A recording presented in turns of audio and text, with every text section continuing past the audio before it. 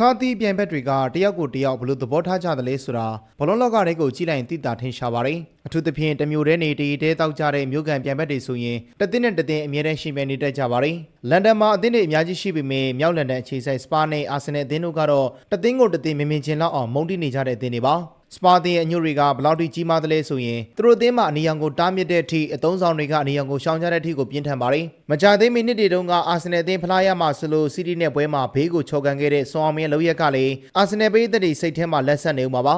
မင်္ဂလာပါမြန်မာချင်းနဲ့ဘောလုံးကစားခြင်းသူများအတွက်ဘော်ဒီဘက်လာပါပြီအာဆင်နယ်အသင်းကလည်းစမောက်ကိုကြုံတိုင်းမှာပညာပေးနေပြီးဒီယာဒီအမရိတ်တွေးဆုံမှုမှာ၄ဂိုးတဂိုးနဲ့အနိုင်ရရှိထားခဲ့ပါတယ်ဒီလိုရာဇဝင်ရှိနေတဲ့ဂျားတွေကစပါတင်ရဲ့နီးပြကြီးသောမတ်ဖရန်ကလူပြောစရာလောက်ရတစ်ခုကိုလှုပ်ဆောင်လိုက်ပါတယ်ဘုံမောက်ကို3ဂိုး2ဂိုးနဲ့အရှုံးပေးလိုက်ရတဲ့ပွဲကစပါတင်ပေးသက်တွေအတွက်ကတော့တကယ်ကိုစိတ်ပြတ်စရာပါပဲဒါပေမဲ့ပွဲရလက်ထက်ပို့ပြီးတော့ပွဲဆူသွားခဲ့တာကနီးပြသောမတ်ဖရန်တယောက်ပြန်ဘက်အာဆင်နယ်တစိမ့်ပါတဲ့ကော်ဖီကွက်ကိုကင်ပြီးတော့ကွင်းထဲမှာလမ်းလျှောက်နေတဲ့ဓာတ်ပုံတွေကထွက်လာတာပါပဲသောမတ်ဖရန်ကတော့ဒီကိစ္စနဲ့ပတ်သက်ပြီးတော့ကျွန်တော်တကယ်ကိုသတိမထားမိတာပါသိတာသိရင်ဒီလိုမျိုးလုပ်ဖို့ကျွန်တော်ကယူနီတာမှာမဟုတ်တာဘလုံးလောကမှာဒီလိုကိစ္စမျိုးကိုလာပြီးခံရတာကစိတ်မကောင်းစရာပါပဲပွဲရလက်နဲ့ပတ်သက်ပြီးတော့ကစားသမားတွေရောကျွန်တော်ရောပိတ်သက်တွေပါအားလုံးစိတ်နာကျင်နေကြတာပါဒါဟာဘလုံးလောကရဲ့သဘာဝပါပဲလို့သူကဆိုပါတယ်တကယ်တမ်းကတော့ဘုံမောက်ကွင်းကိုသူရောက်ရှိလာခဲ့တဲ့အချိန်မှာဝန်ထမ်းတစ်ယောက်ကကော်ဖီကန်းပေးလိုက်တာဖြစ်ပြီးအဲ့ဒီခွက်ကလွန်ခဲ့တဲ့၄ရက်ကမှအာဆင်နယ်အသင်းလာကစားခဲ့တုန်းကကြံခဲ့တဲ့ခွက်ဖြစ်နေခဲ့တာပါဘယ်သူမှသတိမထားမိပဲကိုင်းပြီးသွားရခကနေအခုလိုဝေဖန်စရာဖြစ်သွားခဲ့တာလည်းဖြစ်ပါတယ်လာမယ့်စနေနေ့မှာတော့ခြေစွမ်းတက်နေတဲ့ Aston Villa အသင်းနဲ့ FA ဖလားပွဲကစားရမှာဖြစ်ပြီး